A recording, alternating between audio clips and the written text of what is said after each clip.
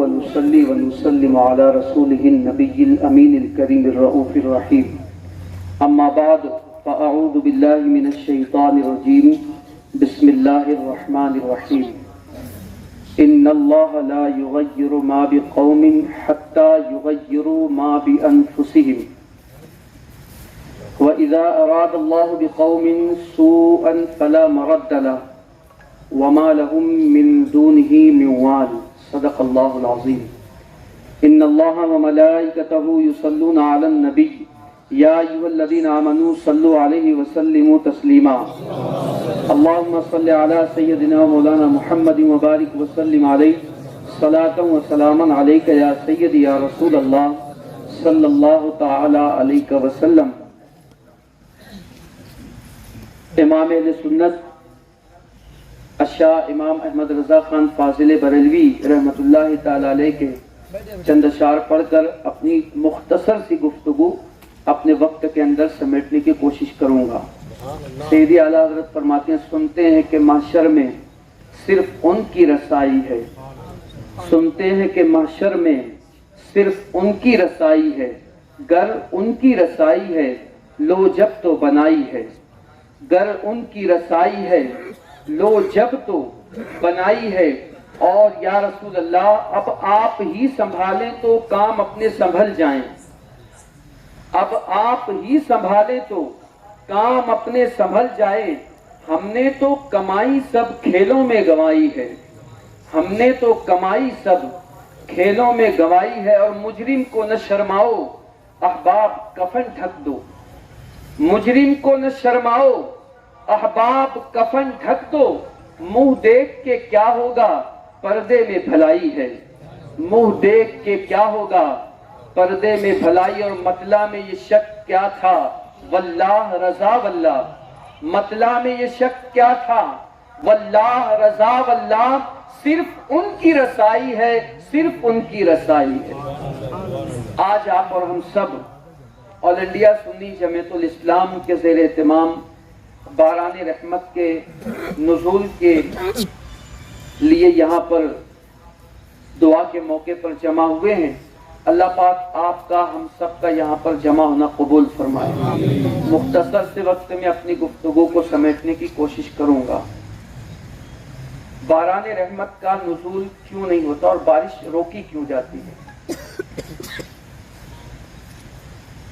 آپ اور ہم یہاں پر خصوصیت کے ساتھ صرف اور صرف اپنے شہر کے حالات کا جائزہ لیں.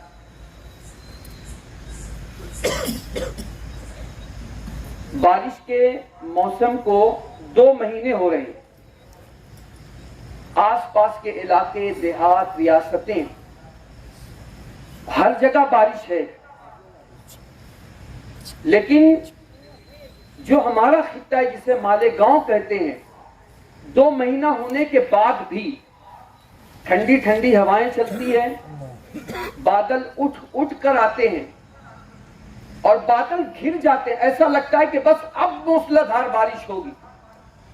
لیکن جب بندے آس لگاتے ہیں کہ باران رحمت کا نزول اب ہوگا، وہیں پر بس تھوڑی سی ہلکی بوندا باندی ہونے کے بعد بادل چھٹ جاتے ہیں اور پھر بندوں کی آس ٹوٹ جاتی ہے.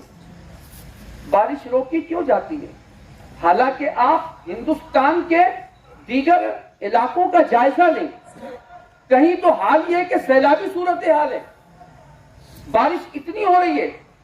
لیکن اسی میں ہمارا ایک خطہ مالیگاؤں ہے جسے ہم گنبد و مینار کا شہر کہتے ہیں، جہاں پر روزانہ سینکڑوں دروس اور اجتماعات ہوتے ہوں، جہاں پر روزانہ سینکڑوں مکاتب اور مدارس میں قرآن شریف کی تلاوت ہوتی ہو.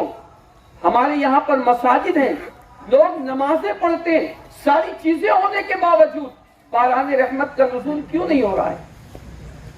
کوئی نہ کوئی وجہ تو ہوگی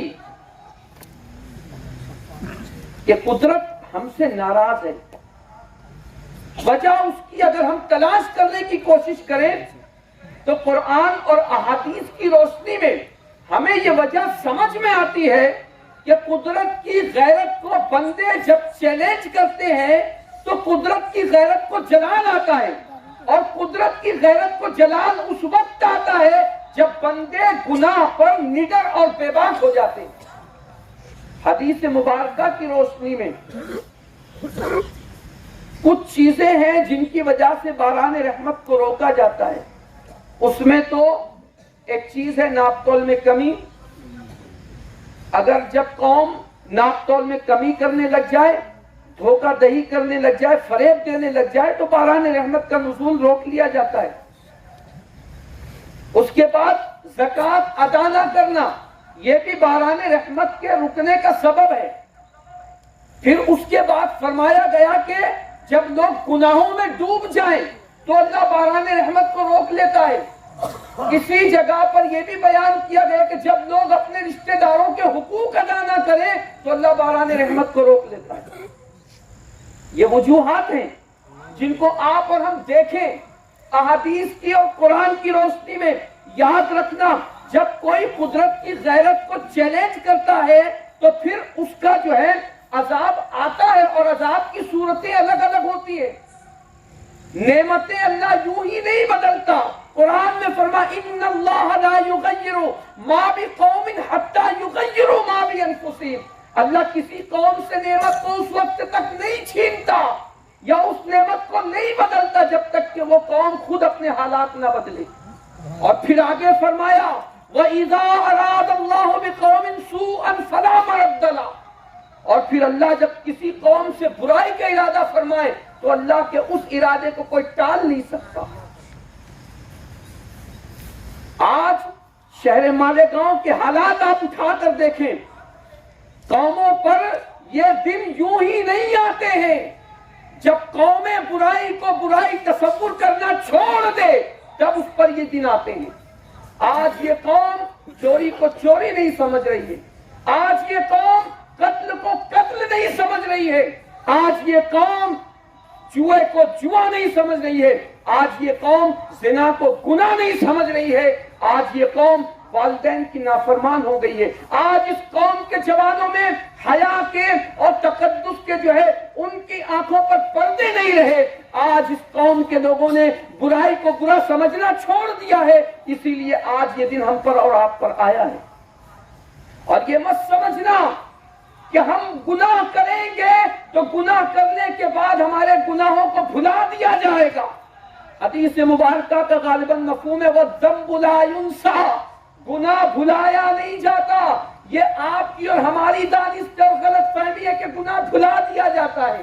اب وہ گناہ اور ہیں جو توبہ کے بعد بھلا دیے جاتے ہیں، لیکن اگر ہماری یہ غلط فہمی ہے کہ گناہ بھلا دیے جاتے تو یاد رکھنا گناہ بھلایا نہیں جاتا۔ آؤ قرآن مقدس سے دیکھیں، گناہ بھلایا نہیں جاتا، یہ ہم بھول جاتے ہیں کرنے کے بعد، قدرت کے یہاں پر وہ بھلایا نہیں جاتا۔ پڑھو قرآن مقدس، سمجھ میں آئے گا۔ قرآن کہتا ہے ما یلفظ من قول الا لدیہ رقیب عتید۔ انسان اپنی زبان سے جو بھی الفاظ نکالتا ہے اس کے لکھنے والے اس پر مامور ہیں۔ دوسری جگہ سورہ انفطار میں فرمایا گیا وَإِنَّ عَلَيْكُمْ لَحَافِظِينَ کِرَامًا کاتبین، کہ تم پر ہم نے نگراں مقرر کیا ہے، وہ کرامن کاتبین کی شکل میں یہ لکھ رہے ہیں۔ ان کے لکھنے میں کوئی غلطی نہیں ہے، ان کے لکھنے میں کوئی ہیر پھیر نہیں ہے کہ اگر کوئی دو کہہ دے تو اس کو 4 لکھ دے۔ ان کے لکھنے میں کوئی غلطی نہیں ہے، یہ معصوم ہے، معصوم۔ اور تم بھول جاؤ گے کرنے کے بعد، لیکن ہمارے کاندھوں پر جو فرشتے مقرر کیے گئے ہیں وہ کبھی نہیں بھولتے۔ وہ دفتر تیار ہو رہا ہے، اس کے بعد یاد رکھنا آپ جس زمین کے خطے پر گناہ کرتے ہو، آج قوم مسلم کے جوان بے باکی کے ساتھ گناہ کر رہے ہیں۔ خون اتنا سستا ہو گیا ہے تمہارا کہ آج تمہارا خون بہا دیا جا رہا ہے، لیکن احساس نہیں ہے۔ ایک مسلمان دوسرے مسلمان پر تلوار لے کر دوڑتا ہے، ایک مسلمان دوسرے مسلمان کو گولی سے ہلاک کر رہا ہے۔ تمہارا خون خود نہیں ہے، آپس میں کیا تمہارے خون کو حرام نہیں کیا گیا؟ زمین کے جس خطے پر انسان گناہ کرتا ہے زمین کا وہ خطہ بھی یاد رکھتا ہے۔ قرآن مقدس کی سورہ زلزال پڑھیے، آپ کو سمجھ میں آئے گا قیامت کے دن اس زمین کو اللہ حکم دے گا یومئذ تحدث اخبارہا بان ربک اوحی لہا، اے زمین آج اپنی خبریں کھول، انسانوں نے تجھ پر کیا گیا تھا۔ اور یاد رکھو صرف زمین ہی نہیں، آسمان کا وہ ٹکڑا جس کے نیچے بندہ گناہ کرتا ہے وہ بھی جو ہے گواہ ہوگا۔ اور آپ ہم کیا سمجھتے ہیں لوگ کرنے کے بعد یہ بھول جائیں گے؟ آپ بھول جاؤ گے، لوگ بھول جائیں گے۔ قدرت کے یہاں گناہ بھلایا نہیں جاتا، آپ کے اپنے جسموں میں بھی اللہ کی طرف سے نگراں اور محافظ جو مقرر کیے گئے جو ہماری ایک ایک چیز کو نوٹ کرتے ہیں۔ قرآن مقدس کی سورہ یاسین کو پڑھیے، اللہ فرماتا ہے الیوم نختم علی افواہہم وتکلمنا ایدیہم، آج کے دن تو ہم تمہارے منہوں پر مہر لگا دیں گے، اور جب مہر لگے گی اس دن تمہارے لب بات نہیں کریں گے، وتکلمنا ایدیہم، تمہارے ہاتھ ہم سے بات کریں گے، وتشہد ارجلہم بما کانوا یکسبون، اور تمہارے پیر تمہارے کیے کی گواہی دیں گے۔ یہ تو زمین ہے، یہ تو ہاتھ ہے، یہ تو پیر ہے، یہ تو آسمان کا وہ ٹکڑا ہے جس کے نیچے انسان گناہ کرتا ہے، بھول جاتا ہے۔ خود اللہ قدیر و جبار بھی ہم پر نگراں، ان اللہ کان علیکم رقیبا، اور اللہ تمہاری نگرانی فرما رہا ہے۔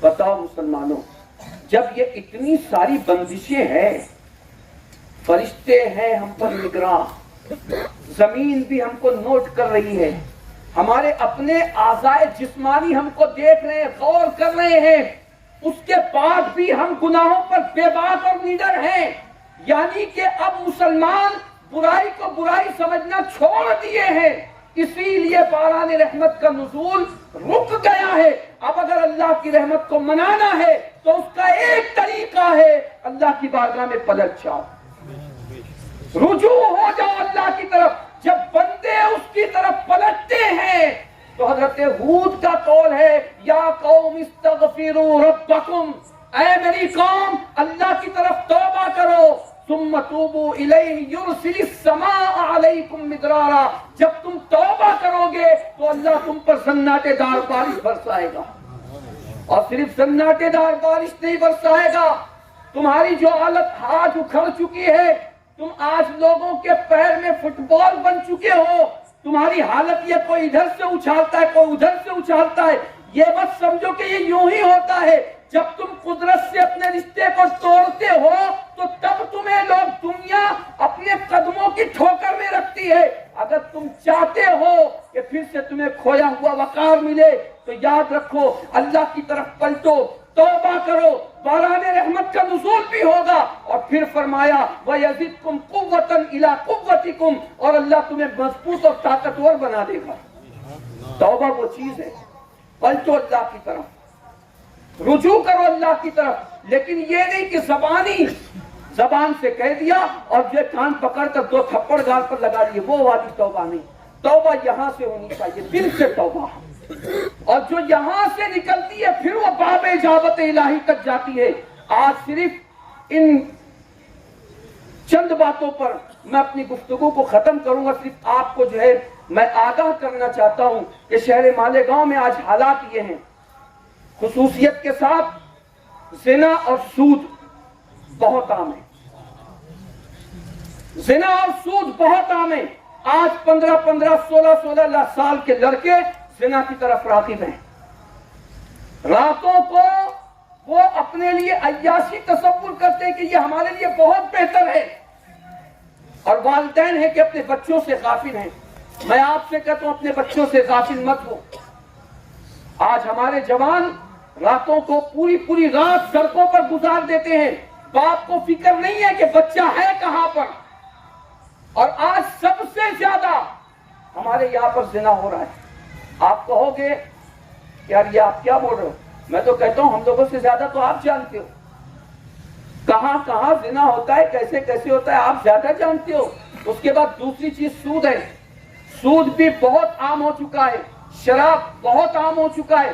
جس بستی میں زنا سود اور شراب عام ہو جائے تو پھر وہاں پر اللہ کا عذاب آتا ہے، اور عذاب کی الگ الگ نوعیتیں ہوتی ہیں۔ اس لیے مسلمانوں اپنے آپ کو ان تمام گناہوں سے بچاؤ، خصوصاً جو ہے اپنے نوجوانوں کو گناہوں سے باز رکھنے کی کوشش کرو، ایک دوسرے کے حقوق ادا کرو، اس لیے کہ حقوق کی ادائیگی نہ کرنا بھی یہ باران رحمت کے نزول کا جو ہے روکنے کا سبب ہے۔ ان تمام باتوں کو غور کرو، قرآن پڑھو، قرآن سے قریب آؤ، اپنے مساجد کو آباد کرو۔ یہ مت سوچو کہ جب مصیبتیں آئیں گی تب ہم مسجد میں جائیں گے، اگر تم نے مساجد کو آباد کرنا شروع کر دیا تو مصیبتیں آئیں گی ہی نہیں۔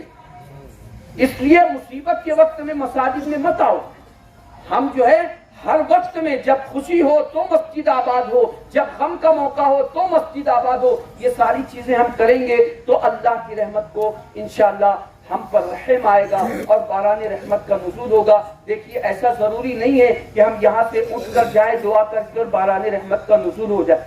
ہم امید کرتے ہیں اللہ کی ذات سے کہ اللہ ہماری دعا کو سن لے، لیکن ایسا ہوتا ہے کہ کبھی کبھی دعاؤں کو روکا جاتا ہے، بندوں کو آزمایا جاتا ہے۔ عجلت مت کرو، اگر نہیں ہو رہی ہے بارش ایک مرتبہ میں نہیں، دوسری مرتبہ پھر کرو، تیسری مرتبہ پھر، دعا میں تھکو مت، اس سے مانگنے میں کبھی شرم مت کرو۔ بہت سے لوگ ایسے ہوتے ہیں نماز کے فوراً بعد نکل جاتے ہیں، دعا بھی نہیں کرتے۔ جو لوگ ایسا کرتے ہیں تو اللہ فرشتوں سے کہتا ہے اے میرے فرشتوں جب اس نے کوئی نہیں پڑھی ہے تو پھر میں بھی اس کو نہیں دیتا۔ تو دعا مانگ لیا کرو، اللہ سے کچھ لے لیا کرو۔ تو دعا میں جو جلدی نہیں کرنا چاہیے۔ اگر دعا آج آپ نے کر لی، ہو سکتا ہے اللہ کی رحمت کو جو ہے ہم پر رحم آ جائے اور ابھی باران رحمت کا نزول ہو جائے، لیکن اگر نہ ہو تو کوئی شک نہ کرے کہ یار ہم نے دعا کی تھی قبول ہوئی یا نہیں۔ ہو سکتا ہے اللہ اس دعا کو اٹھا کر ہمارے لیے ذخیرہ آخرت بنا دے اور اس دعا کا اجر ہمیں اللہ قیامت کے دن عطا فرمائے، ایسا بھی ہوتا ہے۔ تو آئیے، چونکہ یہاں پر علماء اہل سنت ہیں، خصوصاً جو ہے قاضی اہل سنت حضرت علامہ مفتی واجد علی یارغی صاحب قبلہ دامت اللہ العالی حضرت انشاءاللہ دعا فرمائیں گے۔ یہ چند ٹوٹے پھوٹے جملے تھے جو میں نے آپ لوگوں کے سامنے پیش کیے ہیں، لیکن خدا کے لیے اپنے بچوں پر آپ خاص طور سے جو نوجوان ہیں ان پر کنٹرول کریں، اس لیے کہ ہمارا جوان موبائل کی وجہ سے بہت زیادہ بگڑ چکا ہے اور بہت زیادہ بولنے کا وقت نہیں ہے، ورنہ وقت ہوتا تو میں بولتا اس پر، لیکن آپ لوگوں سے گزارش میری ہے کہ اپنے نوجوان بچوں پر کنٹرول کریں۔ دعا کرتا ہوں اللہ پاک اپنے حبیب صاحب الاولاد صلی اللہ علیہ وسلم کے صدقہ طفیل میں ہم سب کو کہنے سننے سے زیادہ عمل کی توفیق نصیب فرمائے اور ہمارے جتنے بھی گناہ اللہ اپنے حبیب کے صدقے میں معاف فرمائے، باران رحمت کا نزول فرمائے۔